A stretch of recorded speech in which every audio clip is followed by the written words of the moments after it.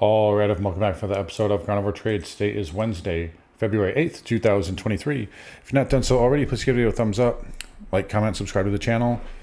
Come find me on carnivoretrades.com for swing trading alerts and analysis. Anyways, back to normal finally here. Out of the cafe, pretty much fully moved in here, and I'm excited to sleep in my own bed for the first time in like well over a week here. But back to normal here. So let's get back into it here and ready to get rocking and rolling now.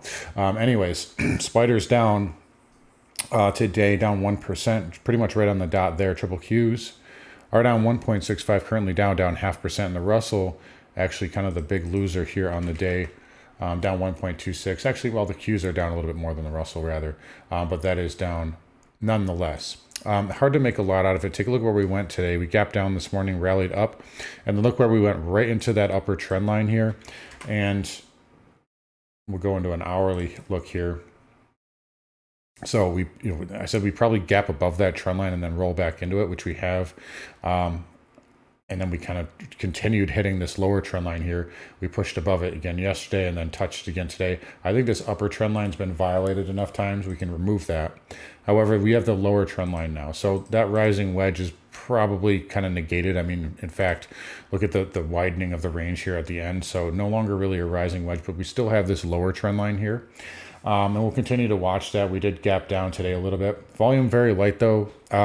And I think, as I kind of said yesterday, I think the market wants to hang around until sometime next week. And we do have the CPI number coming out next Wednesday, I believe. Or maybe it's Tuesday. It's Tuesday or Wednesday, I think it is. It's the 14th. But either way, or maybe it's the 15th, I'm not sure. But either way, middle of next week here, I do think the market wants to hang in there. We talked about this gap yesterday. Possibly being an area that it could go up and fill. So if the market holds up, that would be kind of your upside bias area. There's a lot of resistance up here on the weekly as well. So it's not only a daily gap, but it's a weekly gap. And that's where we went up. So we came down here. We this is as high as we got. So that's where all the bags are trapped. So that will be resistance here on the upside. There's a ton of supply up in that area. So if we go up there and test that, that should be major resistance. For right now. If we were consolidated for quite a while, you could get through that. I'm not sure that happens. I don't think this rally has that much gas left in the tank. But, for right now, we'll hold on to, we'll just kind of respect the market here, and we'll just leave it, kind of a neutral to upside bias for now, as the volume remains light and as, this uptrend, if your first kind of like crack in the armor technically would be a break of this trend line. You close below this 407.57 area. That would be also a close below 408 as well. We talked about that being major support, at least on a short-term basis. A close below this in that trend line would give you a pretty good bear bias, I would say, to 400 on the spider. So that's kind of the situation we're in right now. Let's take a look at the triple Qs here. So Qs, again, same thing. So the Qs are down a little bit more. The Qs on the Russell leading to the downside. Not a good sign. We talked about the Russell yesterday leading to the downside a little bit more, even though we did kind of recover, but it was down a little bit more earlier. So again, it's just 1 or 2 days, so it's not too much, to be made out of it.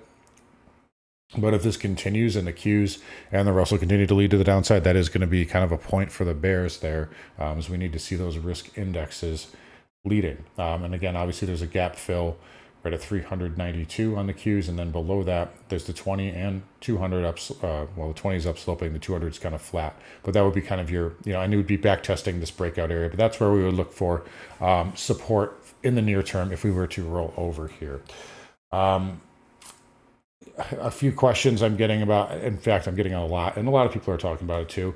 A lot of people are starting to get convinced this is a new bull market, and you guys know my stance on that. But let's just take a look at Tesla here. You guys remember a month ago when everybody said that I was a crazy for buying Tesla and Tesla's going to $60?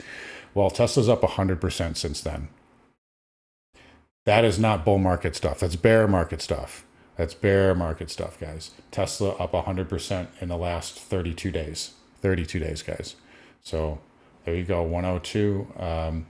low 101.81. Where are we at right now? 207 or 201.34. So that's not bull market stuff. That's bear market stuff. I love to use Carnivore as an example. This is a bankrupt company. They could go bankrupt at any time, and this thing rallied 400% here over the last couple of weeks. Bed Bath & Beyond, another company that's in major bankruptcy talk. This type of squeezing, this is not bull market stuff. And additionally, I know everybody likes to talk about the Golden Cross. The Golden Cross, honestly, and the Death Cross too. Those are honestly, in my opinion, like contrarian buy signals. If you guys remember back right here in March, that was the start of the Death Cross right here happened. And what was it? 2 days later, we had a massive surge to the upside. It's one of those, the reason why it works is it's one of those, it's almost like it's such a basic technical indicator that even people who don't know anything about technical analysis know the Golden Cross, the Death Cross. And when you get those, it's a lot of the time, I'm not saying it can't continue and become something later, but when they happen, it's almost always a contrarian indicator, because you get all the retail money, the dumb money kind of chasing oh, it's the Golden Cross, you got to buy. And that's so just basically don't put too much stock into it. What you want to put stock into is spacing between the moving averages. Really, that's how you know the trend is strong and how the trend has changed. And in fact, on the weekly, you still have pretty good spacing here between the 50 and 100 and the 50 and 20 here, even though we are above those.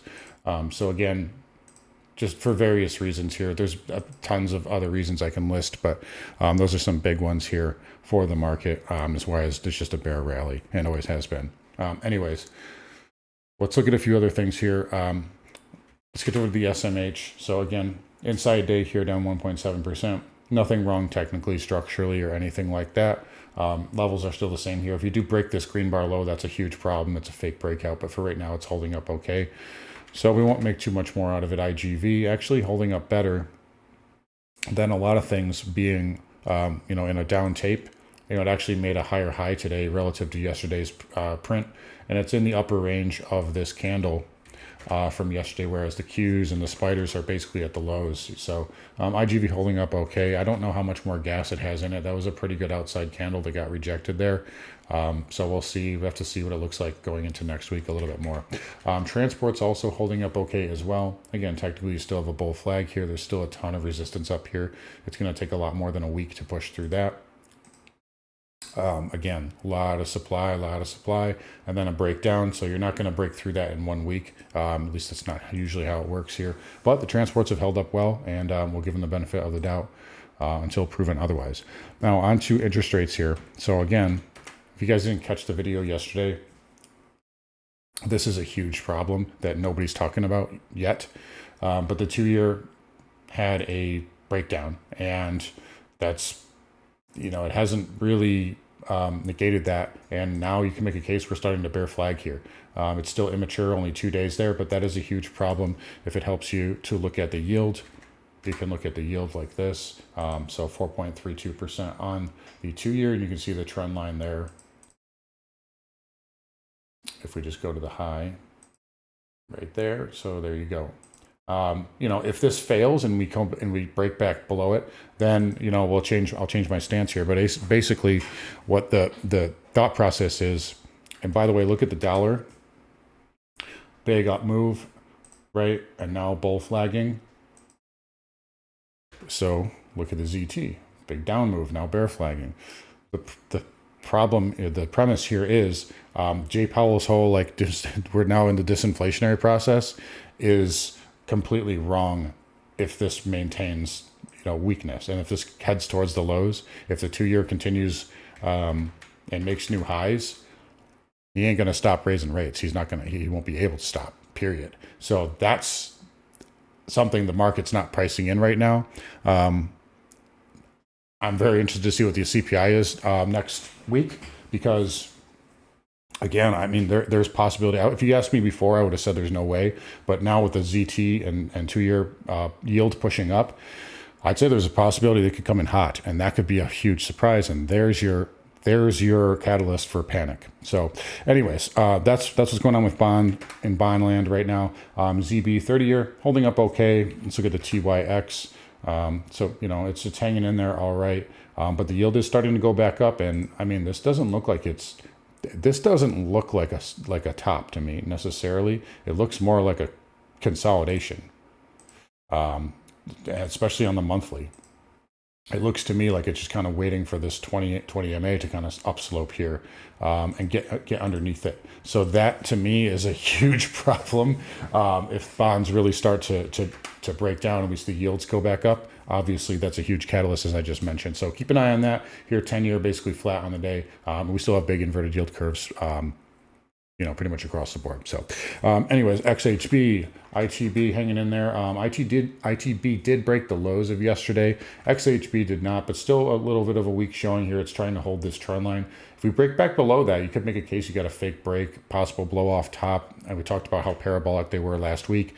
You know, a little bit of euphoria here, lots of short covering. But yeah, coming back in with everything else, if the market does rally, this will rally. But I don't think this is going to make new highs here. I think that might have been the peak there on those two names. VNQ also showing a little bit of relative weakness here. You know, it's hanging in there, hanging into that 200 moving average, but a down move here could take you to 88 pretty quickly. And then after that, you're basically down to 85 here. So that is what I'm looking at for VNQ. XLF just continues to be kind of weak. Again, just an inside day here yesterday, but again, we talked about this yesterday. You know, you're just kind of barely making higher highs versus the rest of the market, which convincingly made new highs, at least on a short-term basis here. But XLF continues to be under pressure. If financials start to break down again, that is something that we'll have to watch, as that was what tipped us off in December that the market was going to roll over. So we'll keep an eye on that. Moving forward, broker dealers hanging in there okay. So we'll give them the upside bias here. They are holding up really well. Can't say anything bad about XBD at the moment. Crude actually got a rally. So nice little bid here for CL futures. And it looks like we're going to close above 78. So that is that little red bar there. So a decent pop there in the short term. And that trend line, that white trend line there, we've got two of them. That's, you know, it's held up. So maybe it's not dead just yet. I talked about this, I think, yesterday and the day before. If crude starts to really ramp up and closes above, I mean, this is just hypothetical, but if we close above this green bar or a red bar on a weekly close, that's a failed inside bar, which means we should go a lot higher. And that would be kind of your tip off that, hey, maybe CPI is going to come in hot. So something to keep an eye on. Doesn't mean anything yet. I mean, we still got ways to go, but crude getting a nice bounce there. So we'll continue to watch that. XLE inside day here. Again, no update here. These things are holding up okay. OIH looks like it wants to go to 350. Might need to do a little bit of backing and filling first though, but hey, it's hanging in there okay. Nat gas back under pressure here. I think this one's looking for more of kind of a rounded bottom here. I showed this to my members not that long ago, but seasonally, it's behaving pretty much as expected here. So really kind of down, and I told you guys, into like that January, February area. And then you kind of put in a bottom into the month of June. But I think what we're going to get is, I know for certain there's people trying to long this right now. I'm long it. So, but I know there's a lot of people trying to jump on now. And they tried to jump on yesterday because we got that nice little up move with volume. I think once there's a pop, maybe we saw that yesterday, a lot of people are going to jump on board. They're going to flush them out, and then it's going to bottom. So because everybody wants to pick the bottom in this because the upside is insane. So I think we could see that kind of that up move and then kind of like another retest down and then an up move. And then when this bottoms, it'll get to 350 very quickly. But regardless, nat gas obviously fading those gains from the last 2 days here today. So we'll keep an eye on that, obviously, moving forward. Dollar index, we touched on a little bit earlier. Another bullish candle. So up to 1, 2, 3 up, 50 MA. And you're not getting a rejection off the 50 MA, right? You're just getting a stall. So that is bullish here. A lot of people are talking about this trend line.